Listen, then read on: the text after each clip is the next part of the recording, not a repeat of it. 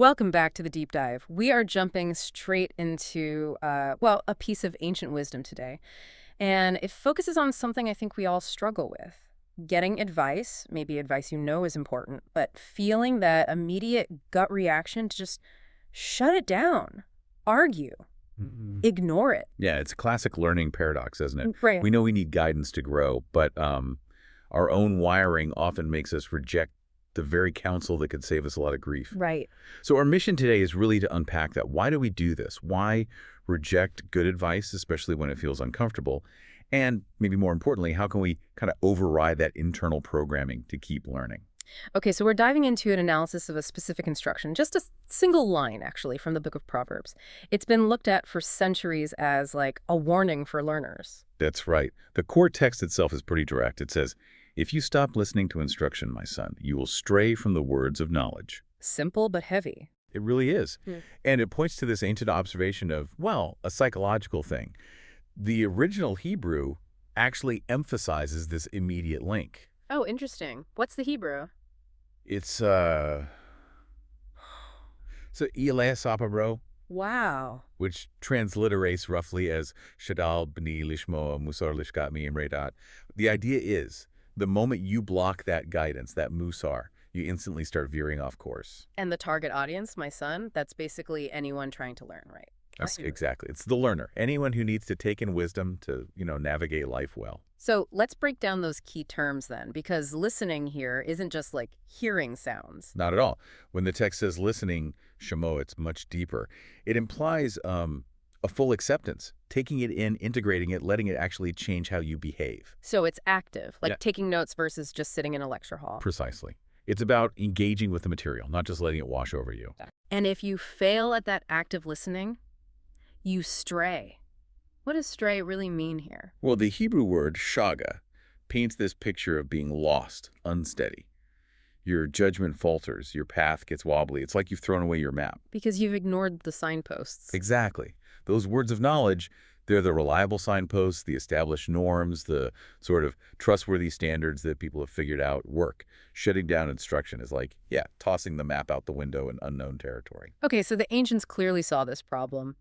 We shut out advice, especially when it's inconvenient. Let's bring it to today. What does modern science tell us about why it's so hard? Why do we have this defensive shutdown? Well, if you look at it from an evolutionary perspective, a lot of that defensiveness comes down to threat avoidance. Threat avoidance. How does advice become a threat? Think about it in terms of social standing. For our ancestors, being accepted by the group, maintaining status, that was crucial for survival, life or death, potentially. So criticism feels like a threat to our place in the tribe, even if it's just feedback on a report. Kind of, yeah.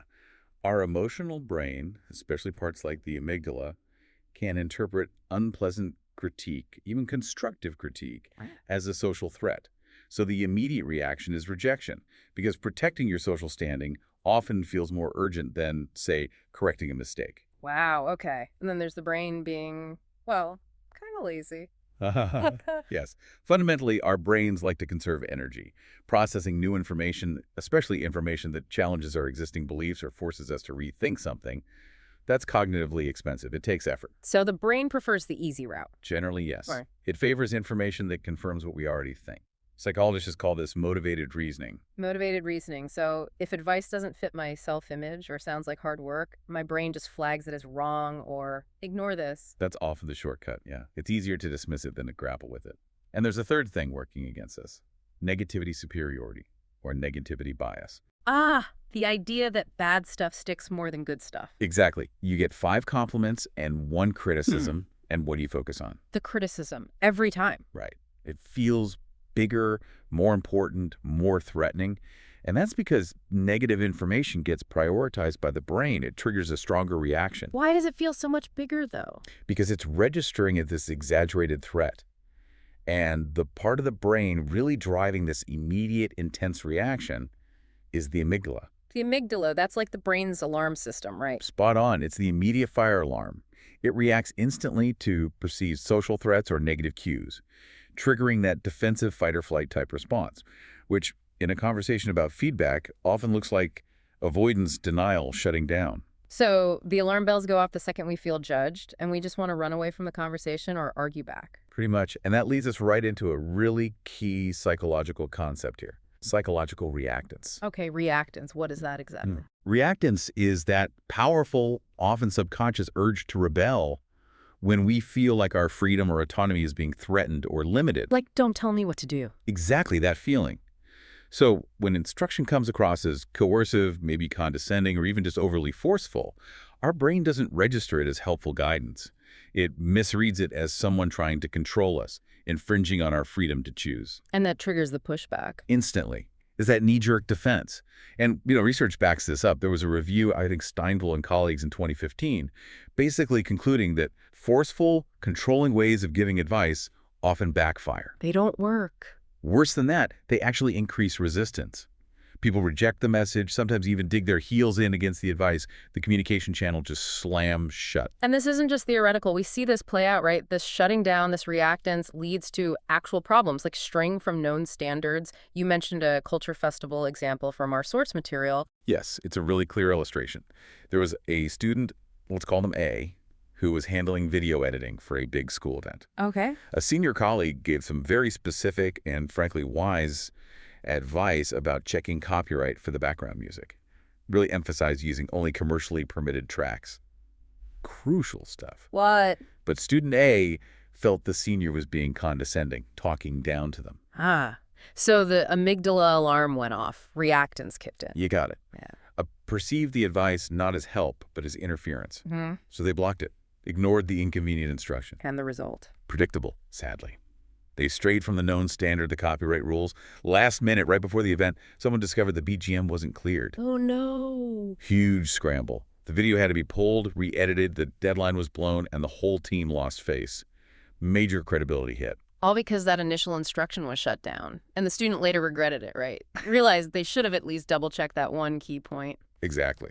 They knew after the fact that just one quick confirmation could have prevented the whole mess. They actively chose to stray by closing their ears because of how the message felt. So the real goal here isn't just about passively hearing advice. It's about finding the courage to keep listening, even when it's uncomfortable. That's the core of it. It's cultivating the courage to continue receiving feedback, even when it challenges us or makes us defensive. This is where that ancient wisdom connects directly with modern emotional regulation techniques. We need something to grab onto in that moment, though. When you feel that irritation rising, like a mantra. The wisdom points towards reframing it. Maybe something like, discomfort equate to learning. Okay, I like that. Discomfort equals gateway to learning. Yeah. If you feel that knee-jerk annoyance, that defensiveness flaring up, there's not necessarily a sign someone's attacking you. It might actually be a sign you've hit a really important point for growth. That reframes the feeling itself. Makes it useful, potentially. But okay, the amygdala is still firing. Reason can be hard to find.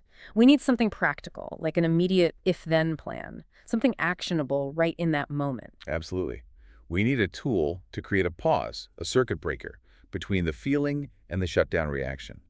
To bypass the reactance, turn off the alarm. Okay, lay it out for us. What are the steps for the learner when they feel that resistance? All right. If you get advice that feels difficult, uncomfortable, and you notice that internal spike of annoyance or defensiveness, then do these 3 things immediately. Step 1. 1, take 3 deep breaths, slow, deliberate breaths. It's a physical signal to your nervous system to calm down, interrupts that fight or flight surge. Okay, breath first. Step 2. 2, parrot back the main point. Just summarize the core instruction out loud in a single sentence. This does 2 things. Proves you are actually listening and forces your cognitive brain to engage, shifting focus from the emotion. Right, shows engagement. Step 3. 3, ask one specific confirmation question. This shows you're accepting the premise, at least enough to explore it, and you're seeking clarity to potentially act on it. It keeps the conversation open and constructive. That feels really tangible. Can we run through a quick example? Say my boss tells me, your data analysis in this section feels a bit thin. You need more supporting evidence. And I immediately think, thin? I spent hours on that. Annoyance spikes. Okay, deploy the plan first. Right. Mimics deep breath. Okay. 3 breaths, then parrot back. Okay, so the main point is the analysis needs more supporting evidence. Perfect. Now, step 3. Ask a specific question. Could you clarify what type of supporting evidence would be most convincing here? Or is there a particular data set you think I should look at? Exactly. See what happened. You felt the spike, But instead of arguing or shutting down, you took a breath, showed you heard the core issue, needs more evidence, and then asked a practical question to move forward. You kept the learning channel open. I didn't stray. I stayed on the path of knowledge by asking for directions. You got it. You managed the reactance, accepted the instruction's premise that improvement is needed, and sought clarity. You stayed on track. Okay, this is powerful. But we absolutely have to talk about the boundaries here. This wisdom about listening. It can't be twisted to mean we should just accept harmful stuff, right? Absolutely critical point. This principle, don't stop listening to instruction, must never be used as an excuse for enduring harmful abuse, verbal bullying, or someone trying to exert excessive control disguised as advice. That's a huge danger zone. It is. Not all instruction is wisdom. Not all advice givers have good intentions. We have to be discerning. So how do we tell the difference? How do we know if it's just uncomfortable truth versus actual harm or manipulation? We need safety checks. Always. We need to maintain our boundaries psychologically and physically. Our analysis suggests checking the source of the instruction using maybe 3 criteria: expertise, goodwill, and verifiability. Okay, break this down. Expertise. Does this person actually know what they're talking about in this specific area? Do they have the credentials, the experience? Makes sense. Goodwill. Is their motivation genuine? Are they offering this because they want to help you succeed, or do they have another agenda, like wanting control, or maybe just wanting to criticize? You have to gauge the intent. That can be tricky, but important. And verifiability. Can you check this advice independently? Can you find other sources, data, or evidence that support or contradict it? Is it based on something objective or just their opinion? And crucially, don't just rely on one person's word, especially if it feels off. Never. Especially if the advice feels really wrong or goes against strong evidence or your own core values. Always try to confirm critical advice with multiple reliable sources. If only one person is telling you something that seems off, that's a potential red flag. And if it crosses the line into bullying or abuse? Then the instruction is not to listen harder. The instruction is to protect yourself. Maintain your psychological and physical boundaries. That might mean ending the conversation, setting clear limits, or seeking help from a trusted third party, HR, or even authorities if necessary. Courage to listen is not permission to be harmed. That clarity is essential. Okay, so let's recap the main thread here. Ancient wisdom warns. Block out counsel, and you'll inevitably stray from knowledge, from reliable standards. Right. And we now understand the modern reasons why we're so tempted to block it. That evolutionary threat avoidance, the brain's energy-saving shortcuts like motivated reasoning, the negativity bias, all amplified by the amygdala's alarm bells and triggering psychological reactance. These things constantly tempt us to close our ears, often right when the most valuable learning could happen. But the antidote is also clearer now. Recognize that discomfort not as a threat, but as a potential gateway to learning. And then use that practical 3-step plan: breathe, parrot, confirm. Exactly. Take the deep breaths, state the main point back, ask a clarifying question. It's a way to manage the internal reaction and keep the connection to guidance open. By understanding the biology and psychology of why we resist, we actually gain some power over it. The core message from Proverbs 19.27 seems to be this plea for ongoing, courageous learning, even, maybe especially, when the truth feels uncomfortable.